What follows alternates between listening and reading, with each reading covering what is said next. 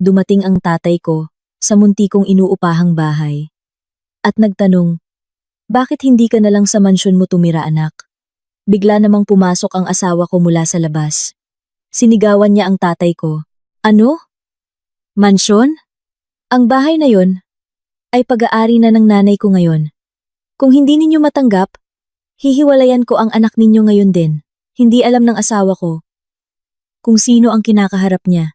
Pagkatapos ng araw na iyon, ang ginawa ng tatay ko ay nagpabago sa buhay ng asawa ko at ng kanyang pamilya. Ang tunog ng isang luma at kinakalawang na bentilador ang nangingibabaw sa katahimikan ng maliit na sala. Masikip at maalinsangan ang hangin sa loob ng inuupahang bahay. Na para bang ang mga kupas na pader ay nagnanais na ipitin ng sinumang nasa loob. Si Clara ay hindi mapakali sa kanyang pagkakaupo sa gilid ng isang upuang kahoy na numipis na ang sapin. Sa kanyang harapan ay nakaupo ang isang lalaking nasa katanghaliang gulang na may napakasimpleng kasuotan. Nakasuot ang lalaki ng isang lumang polo na medyo maluwag na ang isang butones at pantalon na nagsisimula ng kumupas ang kulay. Kalmado ang kanyang mukha.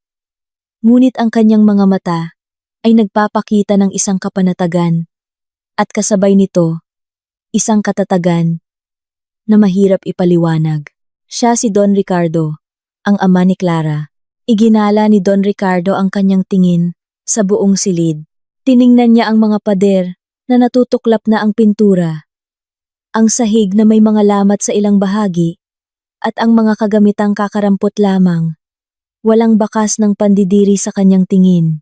Tanging isang malalim na kalungkutan na pilit niyang itinatago mula sa kanyang anak. Huminga siya ng malalim. Ang amoy ng niluluto ng kapitbahay at alikabok mula sa kalsada ay pumapasok sa bukas na bentilasyon. Tinitigan niya ng maigi ang kanyang anak. Payat si Clara. Ang kanyang magandang mukha ay nababalot ng guhit ng pagod. Kahit napilit siyang ngumingiti upang salubungin ang pagdating ng kanyang ama, ang suot niyang simpleng bestida ay malinis tingnan na bumabagay sa kanyang mukha na laging nakayuko sa takot. Sa wakas ay nagsalita si Don Ricardo. Mahinahon ngunit may diin ang kanyang tono. Nagtanong siya, bakit pinipili ni Clara na magdusa ng ganito? Bakit hindi ka na lang sa mansyon mo tumira anak? Ang tanong na iyon ay nanatili sa hangin. Nanahimik si Clara. Pinisil niya ang sarili niyang mga daliri. Hindi niya kayang tumingin sa mga mata ng kanyang ama. Alam niyang dismayado ang kanyang ama.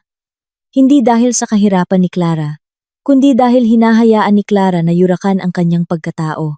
Sumagot si Clara sa mahinang boses na nais niyang maging isang mabuting asawa. Nais niyang magsimula mula sa wala kasama si Leo. Naniniwala siyang ang paghihirap nang magkasama ay magbubunga ng magandang kinabukasan.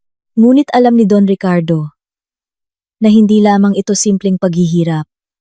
Nakikita niya ang kawalang katarungan na dinaranas ng kanyang anak. Biglang may umalingaw-ngaw na tunog ng motorsiklo na huminto ng marahas sa tapat ng pinto. Malakas ang tunog ng stand ng motor na ibinagsak sa lupa. Sinundan ito ng mabibigat na yabag na papalapit. Bumukas ng maluwag ang pinto nang walang katok. Pumasok si Leo na namumula ang mukha at tagaktak ang pawis. Kararating lang niya mula sa trabaho at tila dala niya ang lahat ng inis mula sa opisina. Ibinato ni Leo ang kanyang bag sa lumang sofa na nagpaangat ng kaunting alikabok. Pagkatapos ay napansin niya ang figura ni Don Ricardo na tahimik na nakaupo sa silya. Biglang nagbago ang itsura ni Leo. Hindi paggalang ang lumitaw, kundi pandidiri at galit. Tiningnan niya ang kanyang biyenan mula ulo hanggang paa na may mapanghamak na tingin. Para kay Leo, si Don Ricardo ay isang matandang walang silbi na puro pabigat lang. Hindi alam ni Leo kung sino talaga ang matandang nasa harap niya. Ang alam lang niya ay hindi siya kailanman binigyan ng pera o puhunan sa negosyo ng kanyang biyenan. Suminghal si Leo. Lumapit siya habang marahas na niluluwagan ang kanyang kurbata. Nagtanong siya sa mataas na tono. Anong ginagawa ng matandang yan dito? Tumayo si Clara. Sinusubukang pakalmahin ang kanyang asawa. Sinabi niyang bumisita lang sandali ang kanyang ama para kumustahin sila. Pero walang pakialam si Leo. Pagod siya At ang presensya ng bisitang itinuturing niyang mahirap ay dagdag lamang sa kanyang alalahanin. Nagsimulang mag-ungkat si Leo tungkol sa problema sa pera. Sinabi niyang ubos na ang bigas sa kusina at wala siyang sobrang pera para magpakain ng bisita. Lalo na kung walang dalang anuman. Ang mga salitang iyon ay napakatatalim at masasakit. Pinigilan ni Clara ang kanyang mga luha. Nahihiya siya sa kanyang ama. Si Don Ricardo ay nanatiling kalmado. Hindi siya natinag. Tinitigan niya ang kanyang manugang ng isang tingin na mahirap basahin. Pagkatapos, sa mabigat na boses, inulit niya ang tanong niya kanina kay Clara. Pero ngayon, ay para marinig ni Leo. Nagtanong siya tungkol sa bahay. Binanggit niyang may karapatan si Clara sa isang mas maayos na tirahan. Ang simpleng tanong na iyon, ang nagsilbing mitsa. Sa galit ni Leo, sumabog siya. Sumigaw siya ng malakas sa harap ng kanyang biyenan. Ang boses niya ay umalingaw-ngaw sa maliit na silid, na marahil ay rinig pa ng kapitbahay. Ano? Mansyon? Ang bahay na yon ay pag-aari na ng nanay ko ngayon. Kung hindi ninyo matanggap, hihiwalayan ko ang anak ninyo ngayon din. Ang mga salitang iyon ay lumabas na lamang nang walang pag-iisip. Pakiramdam ni Leo ay nasa kanya ang kapangyarihan. Pakiramdam niya ay hawak niya sa leeg si Clara. Ilang buwan lang ang nakalipas nang manipulahin niya si Clara para pumirma sa isang kasulatan na naglilipat ng pag-aari ng ari-arian sa pangalan ni Aling Sonia, ang ina ni Leo, sa dahilan na para raw ligtas ang kanilang mga ari-arian sa buwis o iba pang hangal na dahilan na pinaniwalaan ni Clara dahil sa kanyang bulag na pag-ibig. Nagulat si Clara sa banta ng diborsyo. Nanginginig ang kanyang buong katawan. Hindi niya akalain na kayang sabihin ni Leo ang mga salitang iyon sa harap ng kanyang ama. Hinawakan ni Clara ang braso ni Leo. Nagmamakaawang huwag siyang magsalita ng ganoon, pero tinabig ni Leo ang kamay ng kanyang asawa. Tinuro niya ang mukha ni Don Ricardo. Sinabi niyang sawa na siya sa kahirapang dala ng pamilya ni Clara. Itinuring niyang linta si Clara. At ang kanyang ama, hindi alam ni Leo na ang taong tinuturo niya ay nagmamay-ari ng kalahati ng mga skyscraper sa Maynila. Natahimik ang lahat sandali pagkatapos ng sigaw na iyon. Dahan-dahang tumayo si Don Ricardo. Inayos niya ang kanyang lumang polo na may dignidad. Walang bakas ng galit sa kanyang mukha. Sa halip, isang bahagyang ngiti ang lumitaw. Isang ngiti na napakalamig at nakakatakot kung sapat lang ang talino ni Leo para maintindihan. Tinitigan ni Don Ricardo si Leo ng malalim. Dahan-dahan siyang nagsalita. Sige, tandaan mo ang sinabi mo. Mula ngayon, magsisimula na ang pagbilang. Ang mga salitang iyon ay parang isang masamang pangitain. Pagkatapos ay bumaling si Don Ricardo kay Clara. Hinaplos niya ng may pagmamahal ang ulo ng kanyang anak. Ibinulong niya na magpakatatag si Clara dahil may darating na bagyo. Ngunit pagkatapos nito ay lilitaw ang bahaghari. Humagulgol si Clara habang hinahalikan ang kamay ng kanyang ama. Suminghal lang si Leo habang pinapanood ang eksena. Pakiramdam niya ay nanalo siya. Pakiramdam niya ay nagtagumpay siyang takutin ang kanyang biyenan para umalis. Lumabas si Don Ricardo sa inuupahang bahay nang hindi na lumingon kay Leo. Naglakad siya sa makitid at maputik na eskinita. Tumingin si Leo mula sa bintana at tumawa ng mapanlait nang makitang naglalakad ang kanyang biyenan patungo sa pangunahing kalsada para mag-abang ng jeep. Kawawang matanda, bulong ni Leo. Pero hindi nakita ni Leo kung ano ang nangyari sa kanto na natatakpan ng mataas na pader. Doon, isang makintab na itim na sedan ang naghihintay. Ang makina nito ay umaandar ng napakatahimik. Isang matipunong lalaki na nakasuit, si Mang Hector, ang nakatayo sa tabi ng bukas na pinto ng sasakyan. Yumuko ng may paggalang si Mang Hector nang lumapit si Don Ricardo.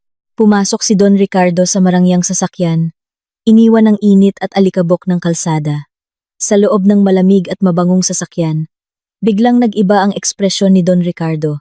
Nawala ang lungkot sa kanyang mga mata. Napalitan ito ng matalim na kislap ng isang business tycoon na nagambala. Kinuha niya ang isang modernong telepono mula sa bulsa ng Amerikana na nakasabit sa loob. Tinawagan niya ang kanyang legal team. Inutusan niya silang ihanda ang lahat ng dokumento. Nagsisimula pa lang ang laro. Hindi alam ni Leo kung sino ang kanyang kinalaban. Samantala, sa loob ng inuupahang bahay, patuloy pa rin sa pagrereklamo si Leo. Nasiyahan siyang nailabas niya ang kanyang galit. Hindi niya namamalayan na ang mayabang niyang sigaw kanina ay ang unang pako na ipinukpok niya sa sarili niyang kabaong. Umupo siya sa silyang inupuan ni Don Ricardo. Pakiramdam niya ay siya ang hari sa munti at marupok niyang palasyo. Pumasok si Clara sa banyo para itago ang kanyang pag-iyak. Binuksan niya ang gripo para hindi marinig ang kanyang mga hikbi. Wasak ang kanyang puso, mahal niya si Leo, pero ang paghamak sa kanyang ama ay isang napakalalim na sugat. Makapal ang ulap sa kalangitan ng gabing iyon. Tila alam ng kalikasan na naghahanda na ang karma para ibagsak ang martilyo ng katarungan. Lumalalim na ang gabi, ngunit hindi pa rin humuhupa ang tensyon sa maliit na inuupahang bahay. Si Leo ay nakaupo pa rin sa sala, hindi mapakali habang naninigarilyo. Pinuno ng usok ang silid na may mahinang bentilasyon, lalong nagpasikip sa hangin. Lumabas na si Clara mula sa banyo. Namumugto ang mga mata, ngunit pinilit pa rin niyang pagsilbihan ang kanyang asawa sa pamamagitan ng pagtimpla ng mainit na tsaa. Maingat niyang inilapag ang tasa sa maliit na mesa sa harap ni Leo. Takot na baka kaunting pagkakamali ay mag-apoy na naman sa galit ng kanyang asawa. Nang akmang kukunin ni Leo ang tasa, napako ang kanyang tingin sa isang bagay na nasa gilid ng mesa. Mukha itong luma, na may leather strap na medyo natutuklap na sa gilid. Ang salamin ng relo ay malabo. Ito ang relong naiwan ni Don Ricardo kanina. Kinuha ni Leo ang relo ng marahas. Pinagbalibaligtad niya ito sa kanyang kamay, na may mapanuyang tingin. Suminghal siya. Iniisip na sinadya ng kanyang biyanan. Naiwan ang basurang ito para siya ang magtapon. Sumigaw si Leo. Tinanong niya kung bakit nag-iwan ng basura ang kanyang ama sa bahay nila. Dali-daling lumapit si Clara at nakita ang relo ng kanyang ama sa kamay ni Leo. Magalang niyang hiningi ang relo. Sinabing itatago niya ito at isasauli mamaya. Alam ni Clara na napakahalaga ng relong iyon sa kanyang ama. Hindi dahil sa presyo, kundi dahil ito ang paboritong gamit ng kanyang ama mula pa noong bata siya. Pero ayaw itong ibigay ni Leo. Sa isang biglaang kilos na dala ng inis, ibinato ni Leo ang relo sa sahig. Isang malakas na kalabog ang umalingaw-ngaw. Nabasag ang salamin ng relo, natanggal ang mga kamay nito, at naputol ang strap. Napahiyaw si Clara. Agad siyang lumuhod. Pinupulot ang mga basag na piraso ng relo, gamit ang nanginginig na mga kamay. Muling pumatak ang kanyang mga luha. Hindi niya maintindihan kung bakit ganito kasama si Leo sa isang gamit ng kanyang ama. Tumawa si Leo ng mapanghamak. Sinabi niyang ang isang lumang relo na tulad niyon ay hindi dapat tratuhin ng espesyal. Binalaan pa niya itong wawalisin niya ang mga natira at itatapon sa basurahan. Hindi alam ni Leo na ang relong winasak niya ay isang obra maestra sa mundo ng horology. Hindi ito isang segunda manong relo mula sa Quiapo. Ito ay isang collector's edition na limitado lamang ang gawa na may komplikadong makina na ang halaga ay katumbas ng ilang daang bahay na tulad ng tinitirhan nila. Sinadya ni Don Ricardo na panatilihing mukhang luma ang itsura nito para hindi ka pansin-pansin. Ngunit para sa isang sanay na mata, ang relong iyon ay isang kayamanan.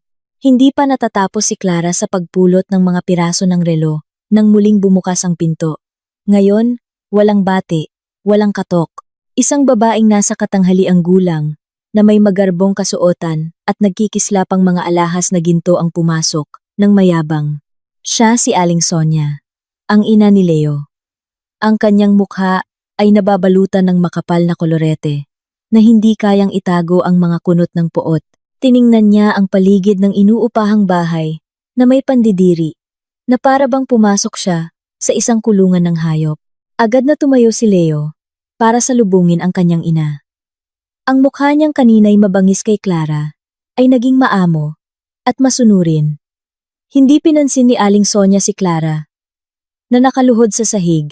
Dumiretso siya sa pangunahing upuan at inilapag ang kanyang mamahaling bag sa mesa. May inilabas siyang isang folder mula sa kanyang bag.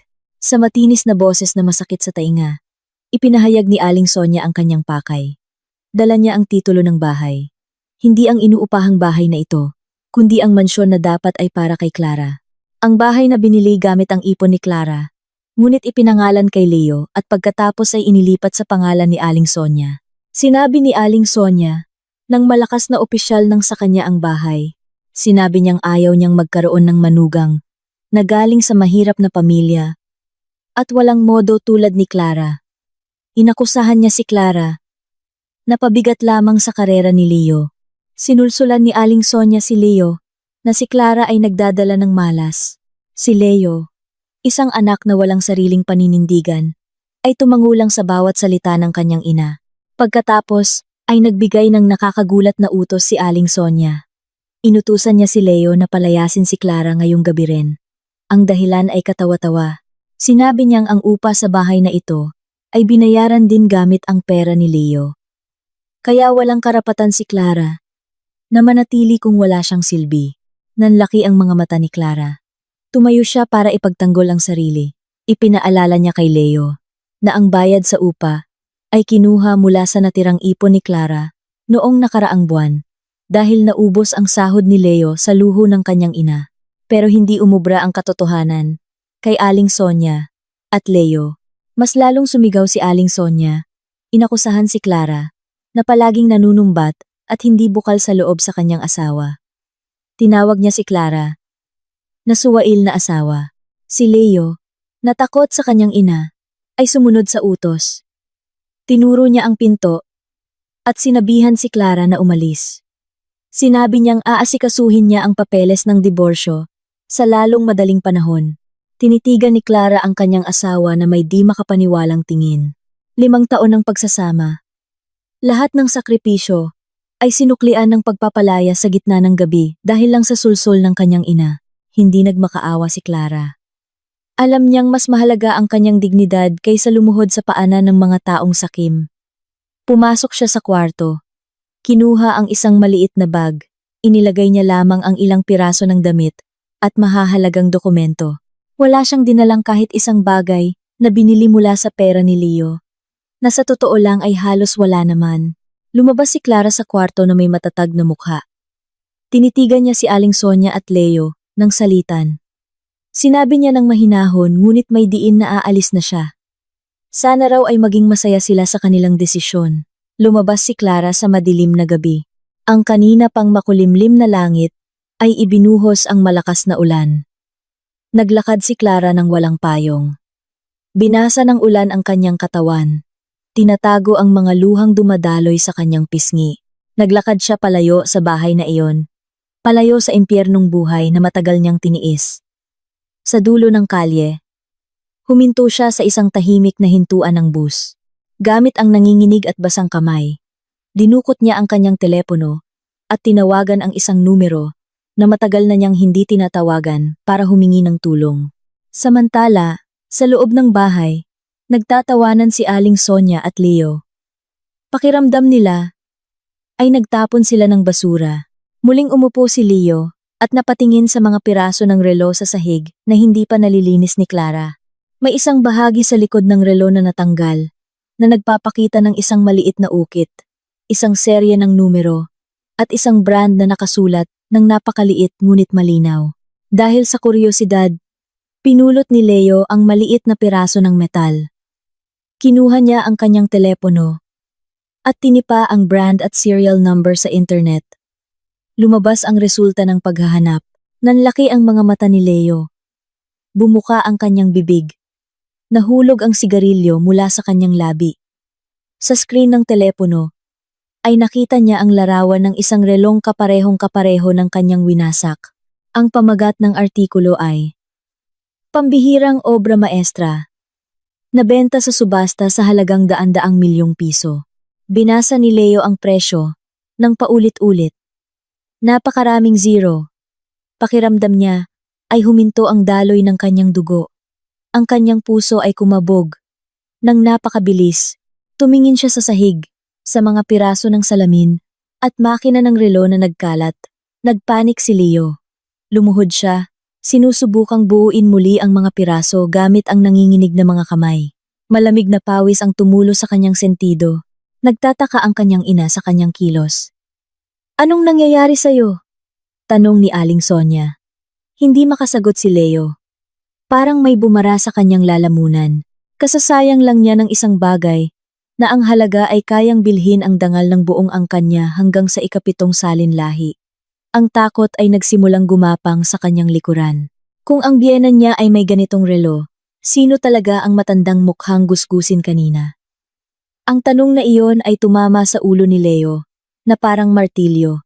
Sa labas, lalong lumakas ang ulan, na para bang tinatawanan ang katangahan ni Leo, na nagsisimula pa lamang. Sumilip ang sinag ng araw sa siwang ng bintana. Tinatamaan ang maputlang mukha ni Leo. Hindi siya nakatulog buong gabi. Namumula at namamaga ang kanyang mga mata, na napapalibutan ng maitim na bilog. Buong gabi niyang hinalughog ang basurahan sa labas, hinahanap ang mga natirang piraso ng relong winasak niya. Ngunit, ang nakapagtataka, nawala ang mga ito, na parang bula. Walang natirang kahit ano. Halos mabaliw si Leo. Nagdududa na siya kung tama ba ang nakita niya sa internet. Sa kabila ng pagod at gulo ng isip, pinilit ni Leo na pumasok sa trabaho. Habang nagmamaneho ng kanyang motorsiklo, iniisip niya ang pinakamasamang maaaring mangyari. Pagdating niya sa opisina, yumuko siya habang naglalakad. Kakaupo pa lang niya sa kanyang mesa nang tumunog ang telepono. Ang sekretarya ng direktor ang tumawag. Pinapapunta siya sa opisina ng CEO sa pinakamataas na palapag. Katapusan ko na. Bulong niya sa sarili. Nanginginig ang mga tuhod niya habang paakyat sa elevator. Pumasok siya sa malamig na opisina. Nakaupo ang direktor sa likod ng malaking mesa. Matalim ang tingin kay Leo. Yumuko si Leo, handa nang tanggapin ang anumang parusa. Ngunit, ang sumunod na nangyari ay hindi niya inaasahan. Tumayo ang direktor na may malawak na ngiti at inilahad ang kanyang kamay. Binati niya si Leo. Sinabi niyang ang kumpanya ay magkakaroon ng malaking pagbabago at kailangan nila ng isang ambisyosong kabataan para pamunuan ang pangunahing sangay sa sentro ng lungsod. Si Leo ang napili bilang bagong branch head na may buong kapangyarihan. Natulala si Leo. Imbes na masisante, na-promote pa siya. Ang kanyang sahod ay magiging triple. May kasama pang company car at iba pang benepisyo. Ang takot na bumabalot sa kanya ay biglang napalitan ng matinding tuwa. Kinamayan niya ang kanyang boss nang may pananabik. Sa kanyang isip, tinawanan niya ang imposibleng magkaroon ng ganoong kamahal na gamit ang isang matandang pulubi. Muling bumalik ang kanyang kayabangan, mas matindi pa kaysa dati. Paglabas niya sa opisina, tinawagan niya si Aling Sonia. Sumigaw sa tuwa ang kanyang ina. Sa kabilang linya, pinupuri ang kanyang anak at lalong naniwala na ang pagpapalayas kay Clara ang nagbukas ng pinto ng swerte. Para kay Aling Sonia, si Clara ang malas na humahadlang sa tagumpay ni Leo. Ilang araw pagkatapos ng kanyang promosyon, hawak na ni Leo ang pananalapi ng sangay. Ang malaking pondo ng kumpanya ay nasa kanyang mga kamay. Si Aling Sonia, na hindi marunong makontento, ay nagsimulang magreklamo. Gusto niyang iparenovate ang mansyon na inagaw nila kay Clara. Gusto niyang palitan ang sahig, bumili ng mga imported na chandelier, at magpagawa ng bagong swimming pool para maipagmayabang sa kanyang mga amiga. Malaki ang gagastusin, higit pa sa bagong sahod ni Leo. Sa simula, nag-alangan si Leo, pero ang tukso at ang pagnanais na purihin bilang isang matagumpay na anak ay nanaig. Nakakita siya ng butas sa sistema ng pananalapi ng opisina. Inisip niyang hihiramin muna ang pondo at papalitan na lang kapag dumating ang kanyang bonus. Walang pag-aalinlangan. Pumirma si Leo sa mga peking gastusin. Bilyon-bilyong piso ang pumasok sa kanyang personal na account na ipinasa niya sa isang kontraktor para sa renovation ng bahay ng kanyang ina. Hindi niya alam na ang lahat ng iyon ay isang bitag na maingat na inihanda. Sa isang malayong silid, si Don Ricardo ay nakaupo sa harap ng isang malaking monitor na nagpapakita ng lahat ng transaksyon ng kumpanya. Sa tabi niya ay si Mang Hector, at isang senior auditor. Nakita nila ang isang pulang alerto na kumikislap, senyales ng isang kahina-hinalang daloy ng pondo na inaprubahan ni Leo. Hindi ito pinahinto ni Don Ricardo. Sa halip, humigop siya ng mainit na tsaa. Sinabi niya kay Mang Hector, nahayaan ang daga, nakainin ang pain, hanggang sa mabusog. Hayaan siyang lumipad ng mataas. Dahil mas mataas ang lipad, mas masakit ang pagbagsak. Ang lahat ng ebidensya ay maingat na inimbak, isang bombang orasan na handa nang pasabugin anumang oras. Si Leo, sa kanyang kayabangan, ay masipag na hinuhukay ang sarili niyang libingan sa pag-aakalang nagtatayo siya ng isang trono. 2 linggo ang lumipas at natapos na ang renovation ng mansyon. Naging mas magarbo at kapansine-pansin ito. Naglagay sila ng mga peking gintong poste at mga estatwa ng leon sa tarangkahan. Nagsabit ng isang dambuhalang chandelier sa sala. Pakiramdam ni Aling Sonia ay isa na siyang reyna. Agad siyang nagpadala ng mga imbitasyon para sa isang housewarming party. Dumating ang gabi ng handaan, na puno ng mga sasakyan ang harap ng bahay. Malakas ang tugtog ng musika, na hindi bagay sa tahimik na subdibisyon. Si Aling Sonia ay abala sa pag-aasikaso ng mga bisita, nakasuot ng isang kumikinang na bestida, at ipinagmamalaki ang mga kasinungalingan tungkol sa tagumpay ng kanyang anak. Si Leo naman ay nakatayo sa tabi ng kanyang ina, nakangiti habang tinatanggap ang mga papuri. Sa gitna ng kasiyahan, isang taxi ang huminto sa tapat. Bumaba ang isang babae na nagpatigil sa ilan sa mga bisita. Si Clara iyon. Dumating siya hindi para manggulo, kundi dahil kinukulit siya ni Leo sa text na dalhin ang mga orihinal na dokumento ng bahay at ang pirmadong divorce papers. Simple pero elegante ang dating ni Clara. Ang kanyang kapanatagan ay mas nagniningning kaysa kay Aling Sonia na puno ng alahas. Nang makita siya, sumimangot si Aling Sonia. Sinalubong niya si Clara ng mga insulto. Tinanong niya kung naparoon si Clara para mamalimos ng pagkain. Nagbulungan ang mga bisita. Lumapit din si Leo. At mayabang na hiningi ang mga dokumento. Ibinigay ni Clara ang folder. Ngunit hindi pa kontento si Aling Sonia. Kinuha niya ang folder at sinadyang ibagsak ang isang plato ng mamantikang pagkain sa paanan ni Clara na dumungis sa kanyang damit. Nagkunwari si Aling Sonia na hindi niya sinasadya at inutusan si Clara na linisin ito. Itinuro pa niya ang kusina. Sinasabing doon na babagay ang mga mahihirap na tulad niya sa lugar ng mga tagahugas ng plato. Tahimik lang si Leo habang pinapanood ang ginagawa ng kanyang ina. Tinitigan ni Clara si Leo sa huling pagkakataon, naghahanap ng kahit kaunting konsensya. Ngunit wala siyang nakita. Nang akmang tatalikod na si Clara, biglang nagbago ang lahat. Kumislap ang dambuhalang chandelier at biglang namatay. Hindi lang sa sala, kundi sa buong bahay. Huminto ang musika, binalot ng dilim ang handaan. Sumigaw si Leo, inutusan ang katulong na tingnan ang fuse box, pero nang tumingin siya sa labas, napansin niyang ang mga ilaw sa kalsada at sa mga kapitbahay ay maliwanag. Tanging ang bahay lang nila, ang madilim. Sa gitna ng kaguluhan, isang maliwanag na sinag ng ilaw mula sa sasakyan ang tumama mula sa tarangkahan. Isang convoy ng 3 itim na sedan ang pumasok. Bumaba ang ilang matitipunong lalaki na nakauniporme. Kasama ang isang lalaking nakasalamin na may dalang briefcase. Ito ang legal team ng Ricardo Group. Galit na sumugod si Leo. Sino kayo para manggulo dito?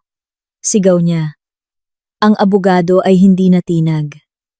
Sa ilalim ng nakakasilaw na ilaw ng sasakyan, binasa niya ng malakas ang isang dokumento. Isinasaad doon na ang lupa, kung saan nakatayo ang bahay, ay pag-aari ng Ricardo Group sa ilalim ng isang long-term lease agreement. Ayon sa kontrata, anumang malaking pagbabago sa istruktura ng gusali nang walang pahintulot mula sa may-ari ng lupa ay isang malubhang paglabag na nagreresulta sa agarang pagkansela ng karapatan sa paninirahan. Natulala si Leo. Sinubukan niyang tumutol. Sinasabing nasa pangalan na ng kanyang ina ang titulo. Ngumiti ang abogado at ipinaliwanag na ang pag-aari lang ni Aling Sonia ay ang gusali, hindi ang lupa. At dahil sa ginawa nilang renovation gamit ang pera ng kumpanya, ang kontrata sa lupa ay kanselado na ngayong gabi rin. Binigyan sila ng ultimatum. Lisanin ang bahay ngayon din, o tutulungan sila ng security team na ilabas ang kanilang mga gamit. Sumigaw si Aling Sonia. Tinawag silang mga manloloko. Ang mga bisita na kanina'y pumupuri sa kanila ay nagsimula ng mag-alisan. Takot sa nangyayari. Isa-isang nagsitakasan ang mga bisita. Iniwan ang handaan na naging isang bangungot. Nakatayo pa rin doon si Clara. Tahimik na pinapanood ang mabilis na pag-ikot ng karma. Nakita niya ang namumutlang si Leo. Lumabas si Mang Hector mula sa isa sa mga sasakyan at magalang na pinapasok si Clara sa loob. Nakita ito ni Leo. Ang assistant na akala niya ay isang simpleng driver ay pinagbubuksan ng pinto ng isang marangyang sasakyan. Ang asawang pinalayas niya. Hindi na makapag-isip nang maayos ang utak ni Leo. Nang gabing iyon, ang housewarming party ay naging isang gabi ng pagpapalayas. Sa ilalim ng matatalim na ilaw, si Leo at Aling Sonia ay nakatayong parang mga akusadong kalalabas lang ng hatol. Habang si Clara ay umalis, iniwan ang kadiliman na unti-unting lumalamon sa kanyang dating asawa at biyenan. Malamig ang hangin sa loob ng korte, taliwas sa init sa labas. Si Leo ay nakaupo sa silya, hindi mapakali. Sa tabi niya, si Aling Sonia ay mayabang na nakatingin kay Clara sa kabilang panig. Si Clara ay sinamahan ng isang simpleng abogado na may matalas na mga mata. Ang agenda ay ang huling pag-uusap at paghahati ng ari-arian. Dahil sa galit sa nangyari, sinubukan ni Leo na kunin ang lahat ng natitira kay Clara. Alam niyang may maliit na tindahan ng tela si Clara sa Divisoria, na siya mismo ang nagtayo. Noon, binaliwala niya ito. Pero ngayon, kailangan niya ng pagkakakitaan. Agad niyang hiniling ang buong pagmamay-ari ng tindahan bilang kabayaran. Nagdahilan siyang ginastos niya ang kanyang sahod para sa kanilang pamilya. Isang malaking kasinungalingan. Sinubukan siyang pigilan ng abogado ni Clara. Binalaan siya nito na sa pagkuha ng isang negosyo, kasama rin nitong makukuha ang lahat ng utang at obligasyon nito. Pero hindi nakinig si Leo. Inisip lang niya ang kikitain niya. Tinanong ni Clara kung sigurado ba siya. Mayabang na sumagot si Leo na, "Oo," pumayag si Clara. Sa loob ng ilang minuto, ang tindahan ay opisyal nang nailipat kay Leo.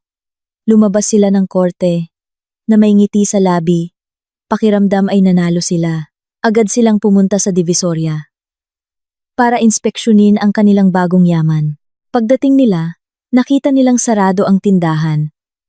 Habang sinusubukan nilang buksan ito, isang sasakyan ng gobyerno at 2 van ang huminto.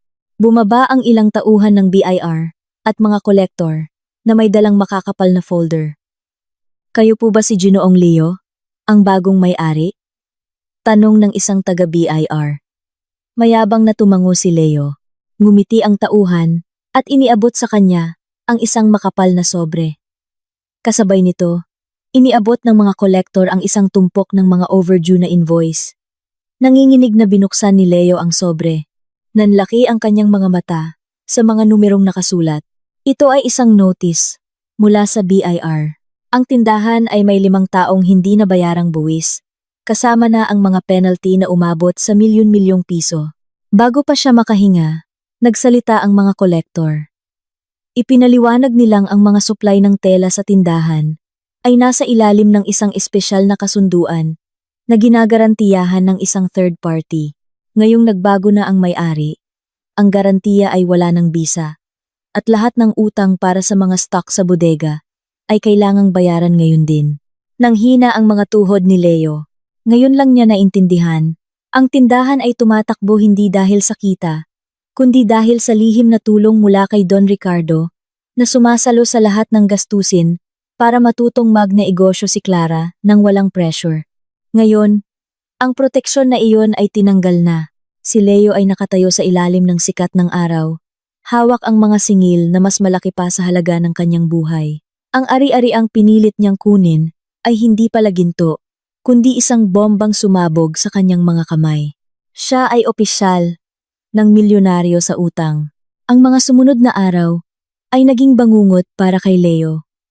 Walang tigil ang tawag mula sa mga maniningil. Nagtatago siya sa isang mumurahing apartment. Ang tanging pag-asa niya ay ang kanyang trabaho. Naisip niyang kung makukuha niya ang loob ng bagong may-ari ng kumpanya na bibisita ngayon, baka makakuha siya ng bonus o pautang. Nang umagang iyon, abala ang opisina. Nagsuot si Leo ng kanyang pinakamagandang damit. Eksaktong 10:00, isang convoy ng mga mamahaling sasakyan ang dumating. Pumila si Leo at ang mga manager para salubungin ang big boss. Bumukas ang pinto ng pangunahing sasakyan. Lumabas ang isang matandang lalaki na nakasuot ng eleganteng gray na suit. Sa tabi niya ay ilang bodyguard at isang legal team. Huminto ang pagtibok ng puso ni Leo. Ang lalaki ay si Don Ricardo. Ngunit ang itsura niya ngayon ay malayong malayo sa gusgusing matanda na pinalayas niya. Ngayon, si Don Ricardo ay nagpapakita ng aura ng absolutong kapangyarihan. Sa likod niya ay bumaba ang isang babaeng nakasuot ng modernong business attire. Nanlaki ang mga mata ni Leo. Si Clara iyon. Ang dati niyang asawa ay naglalakad na may kumpiyansa. Matalas ang tingin, isang tunay na executive. Dumaan ang grupo sa pila nang hindi man lang tumingin kay Leo na natulala. Dinala siya ng kanyang sekretarya, papasok sa meeting room kung saan siya magpe-present. Sa loob, si Don Ricardo ay nakaupo sa pangunahing silya. Si Clara ay nasa kanyang kanan. Seryosong tinitingnan ang data sa isang tablet. Nagsimula ang pulong. Ipinakilala ng dating CEO na opisyal nang nakuha ng Ricardo Group ang kumpanya. At mula ngayon, si Don Ricardo na ang may-ari. Nanghina ang mga tuhod ni Leo. Ang biyena na kanyang hinamak ay ang conglomerate na bumili sa kumpanyang pinagtatrabahuhan niya. Dumating ang oras para sa presentasyon ni Leo. Nanginginig siyang tumayo, walang lumabas na salita mula sa kanyang bibig. Itinaas ni Don Ricardo ang kanyang kamay. Hindi ko kailangan ng presentasyon. Mayroon na akong mas tumpak na ulat. Pinindot ni Clara ang isang button sa kanyang tablet. Sa projector screen sa likod ni Leo, lumitaw hindi ang mga sales chart, kundi ang mga bank transaction na nagpapakita ng paglipat ng pondo mula sa kumpanya papunta sa personal na account ni Leo at pagkatapos ay sa account ng kontraktor at mga furniture store. Malinaw ang lahat, natahimik ang buong silid. Lahat ng mata ay nakatutok kay Leo na may pandidiri. Nagsalita si Don Ricardo. Ito ay hindi lang isang paglabag, kundi isang krimen ng pagnanakaw at corporate corruption. Sinubukang tumanggi ni Leo, pero pinutol siya ni Clara. Binasa niya ang mga batas na nilabag ni Leo. Sumenya si Don Ricardo sa hepe ng seguridad. Bumukas ang pinto at pumasok ang 2 pulis na may dalang arrest warrant.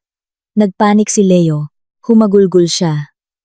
Sinusubukang lumapit kay Don Ricardo. Tinatawag itong itay. At nagmamakaawa. Pero hinarangan siya ni Mang Hector. Tinitigan siya ni Don Ricardo ng malamig na tingin. Wala akong anak na magnanakaw. At wala akong manugang na suwail. Agad na pinusasa ng mga pulis ang mga kamay ni Leo.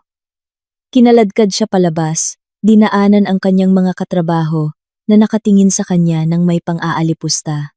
Ang kanyang mga sigaw ay umalingaw-ngaw sa buong opisina, ang kahiyahiyang pagtatapos ng kanyang karera. Sa loob ng silid, nagpatuloy ang pulong na para bang isang basura lang ang katatapon. Mabilis na kumalat ang balita ng pag-aresto kay Leo.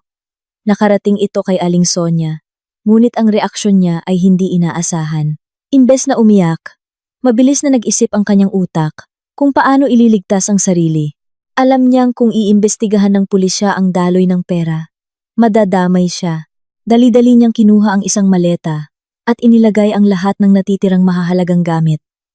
Mga alahas, relo, at perang itinago niya sa ilalim ng kutson. Para sa kanya, si Leo ay isa ng pabigat. Kailangan niyang iligtas ang sarili para matulungan daw si Leo sa hinaharap.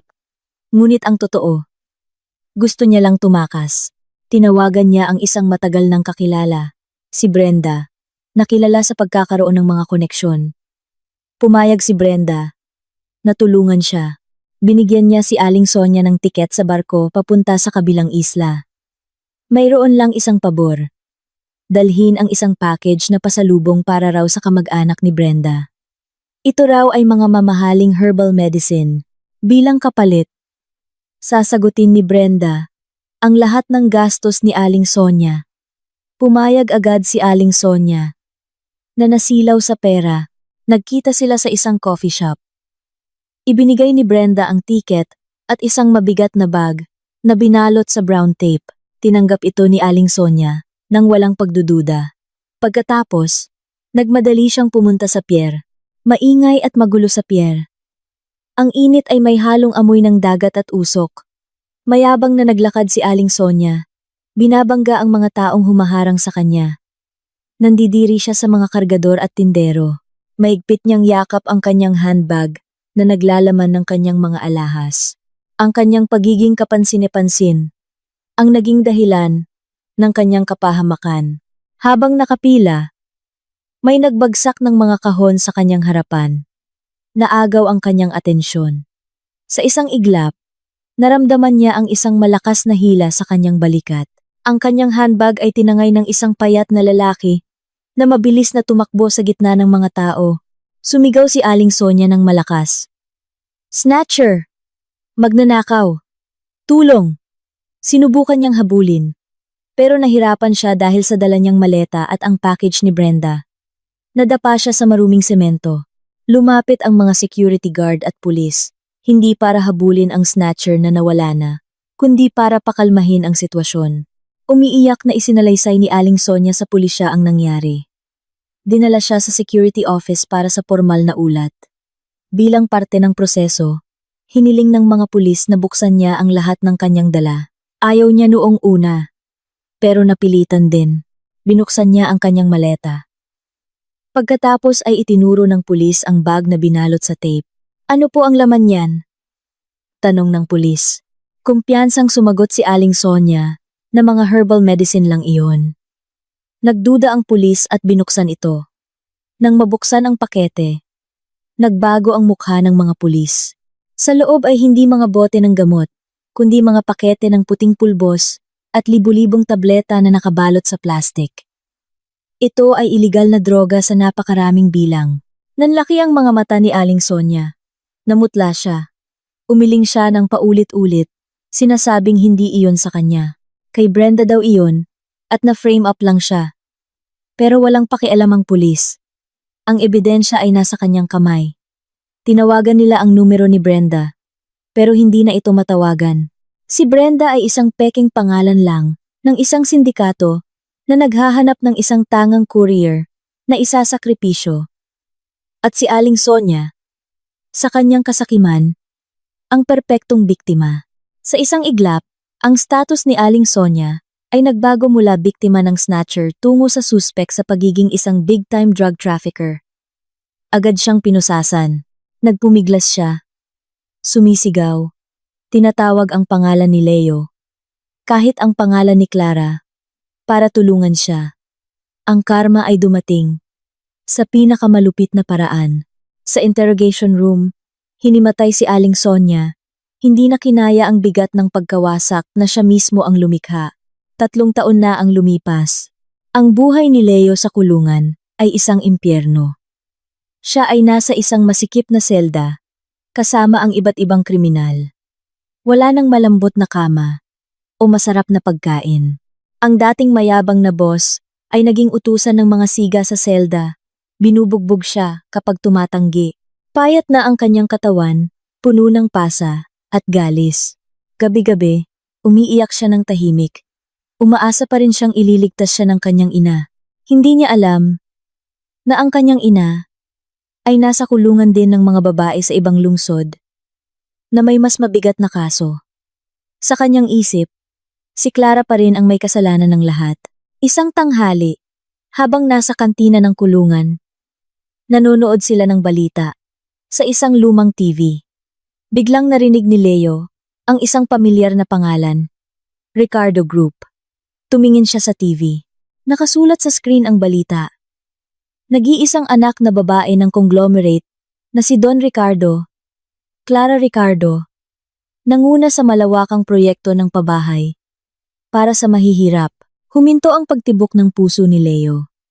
Sa screen, nakita niya si Clara sa isang entablado. Napapaligiran ng mga skyscraper. Ang Clara sa TV ay ibang-iba na. Nakasuot siya ng eleganteng damit. Ang kanyang mukha ay puno ng kumpiyansa at talino. Sa tabi niya ay si Don Ricardo at ilang ministro ng gobyerno. Nagbigay ng talumpati si Clara. Naniniwala kami na ang yaman ay isang tiwala, sabi niya. Ang katapatan at integridad ang pundasyon ng aming negosyo. Hindi namin kinukonsinti ang pandaraya dahil ang biyaya ay hindi darating sa pagdurusa ng iba. Ang mga salitang iyon ay tumama kay Leo nang mas malakas kaysa sa anumang suntok.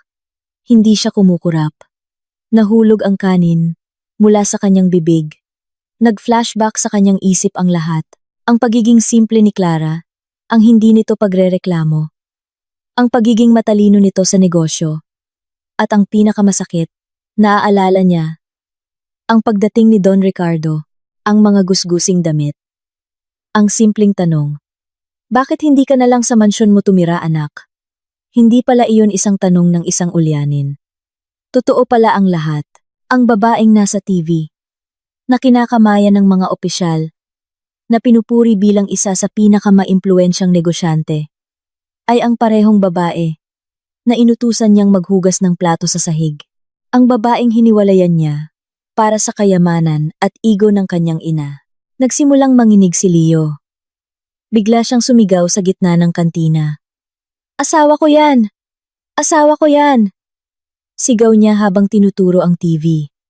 Pinagtawanan siya ng ibang mga preso. Wala kang pag-asa, pre. Hinding-hindi papatol sa'yo yan, sabi ng isa. Sinubukan niyang lumapit sa TV, pero pinatid siya. Bumagsak siya sa maruming sahig. Patuloy siyang umiyak at sumigaw. Kinaladkad siya ng mga guwardiya. Nakita pa niya sa TV si Clara, na pinuputol ang ribbon, sa tabi ng isang gwapong lalaki. Si Miguel, na nakatingin sa kanya ng may paghanga. Dinala siya sa isolation cell. Doon, inuuntog niya ang kanyang ulo sa pader. Ang anino ng karangyaan na dapat sana ay sa kanya, ay sumasayaw sa kanyang isipan, pinahihirapan siya ng walang tigil. Naintindihan niyang ang pinakamalaki niyang kaaway ay hindi si Clara o si Don Ricardo, kundi ang sarili niyang kasakiman at kayabangan. At ngayon, kailangan niyang bayaran ito sa natitirang bahagi ng kanyang wasak na buhay, nabubulok sa kulungan. Habang pinapanood ang babaeng kanyang sinayang na lumilipad ng napakataas, ang oras ay malupit para sa mga sakim, ngunit maganda para sa mga matiyaga. Habang nabubulok si Leo sa kulungan, ang kapalaran ni Aling Sonia ay hindi rin maganda. Matapos ang mahabang proseso, nakalaya si Aling Sonia. Napatunayang biktima lang siya ng isang sindikato, ngunit ang kalayaan ay hindi nangangahulugang magandang buhay. Lumabas siya ng kulungan na walang sumalubong. Wala na siyang pera, bahay, o kaibigan. Opisyal na siyang isang palaboy sa lungsod. Ang araw-araw niya ay pagalagala. Kumakain ng tira-tira mula sa basurahan o limos. Ang kanyang kayabangan ay unti-unting natunaw ng gutom. Pero ang kanyang inggit ay nanatili. Isang hapon, napadpad siya sa isang magarbong event hall. May isang malaking kasalan na nagaganap. Ang mga mamahaling sasakyan ay nagbababa ng mga eleganteng bisita. Nagtago si Aling Sonia sa kabilang kalsada. Naaamoy ang masasarap na pagkain. Tinalo ng gutom ang kanyang hiya. Naisip niyang baka makahingi siya ng pagkain o makalusot para kumuha ng tira. Habang papalapit, nakita niya ang isang dambuhalang floral arch. Ang nakasulat dito ay nagpatigil sa kanya. Congratulations on the wedding of Clara Ricardo, Miguel Mahendra. Natigilan si Aling Sonia. Si Clara, ang manugang na kanyang hinamak, ay ikakasal sa pinakamagarbong lugar sa lungsod sa isang matagumpay na CEO. Sumikip ang kanyang dibdib sa inggit. Dapat kasal ito ng anak ko.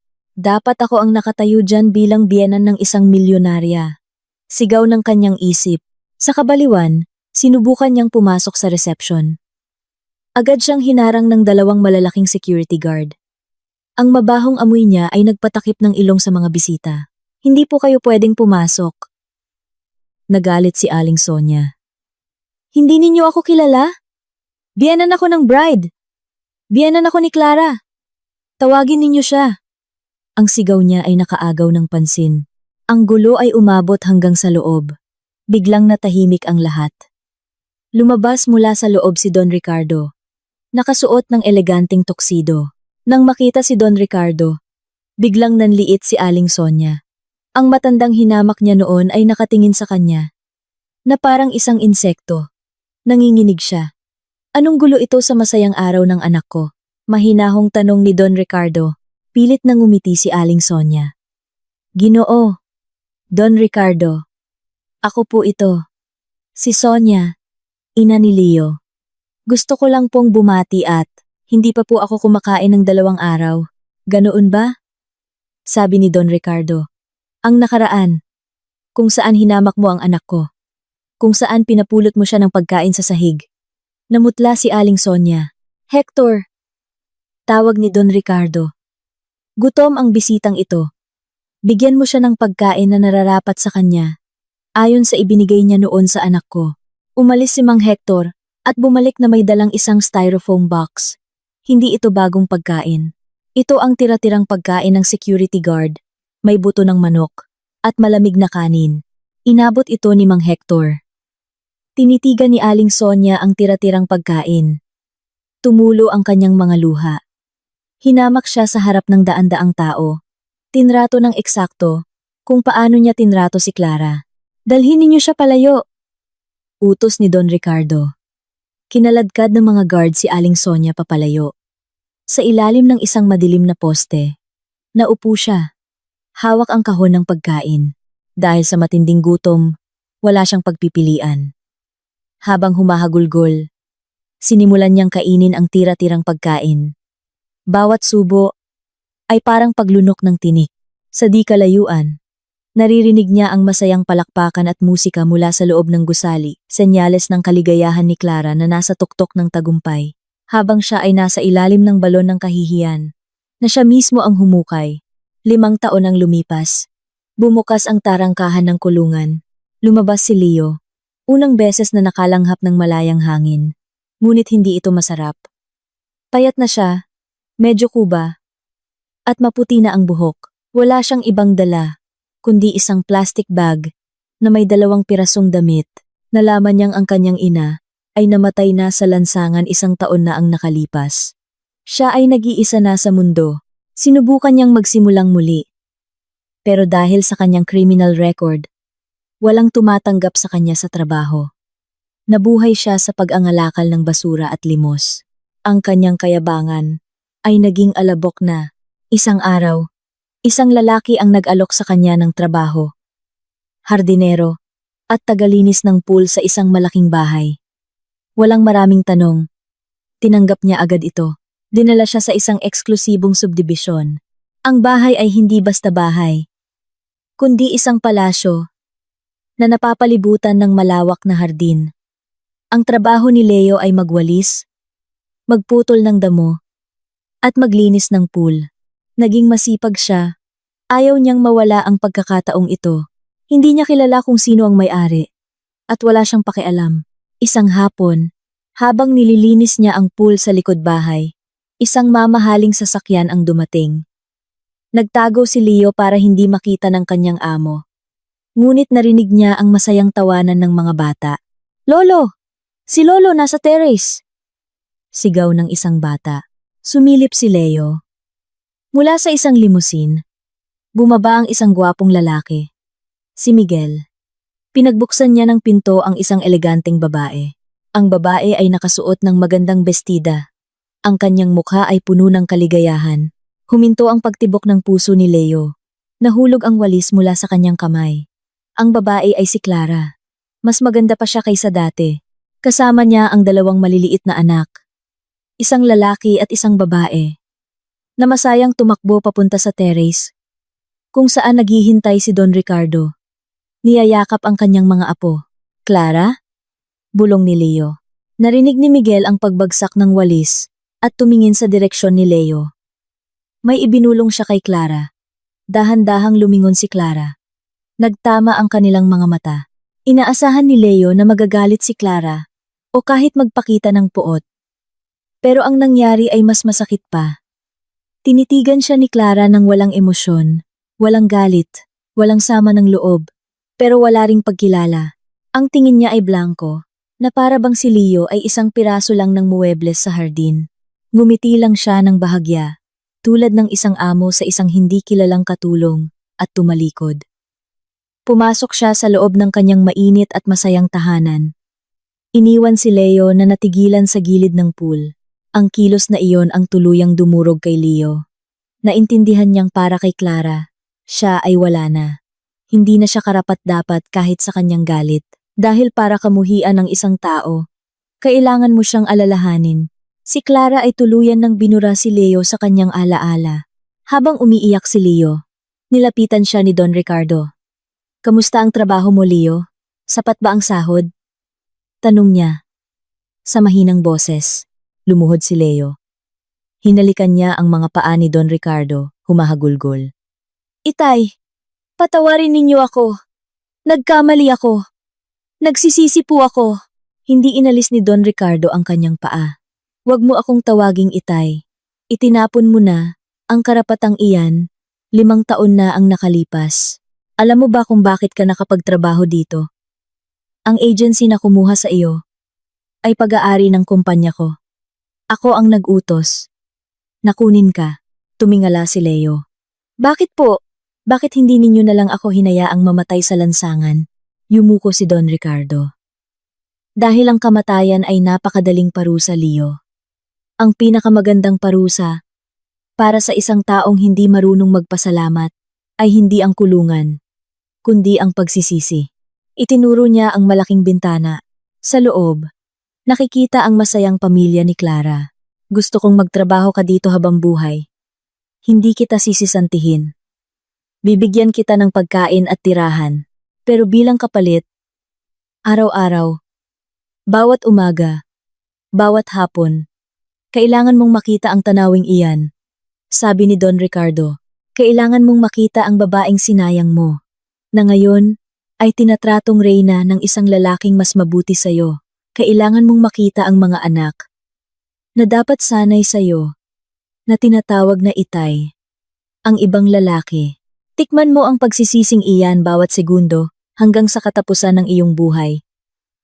Tumalikod si Don Ricardo. Iniwan si Leo na mag-isa. Muling tumingin si Leo sa bintana. Nakita niya ang tawa ni Clara, isang tawang dati sa kanya. Ngunit pinatahimik niya ng mga luha. Ang sakit ay napakatindi. Alam niyang hindi siya makaaalis. Siya ay nakakulong sa ginintuang hawlang ito. Isang manonood sa kaligayahan ng iba na itinayo sa mga guho ng kanyang nakaraan. Kinuha niyang muli ang kanyang walis. Sa ilalim ng papalubog na araw, nagsimula siyang magwalis muli ng mga tuyong dahon, kasama ang mga anino ng nakaraan at ang isang pagsisising hindi na magwawakas.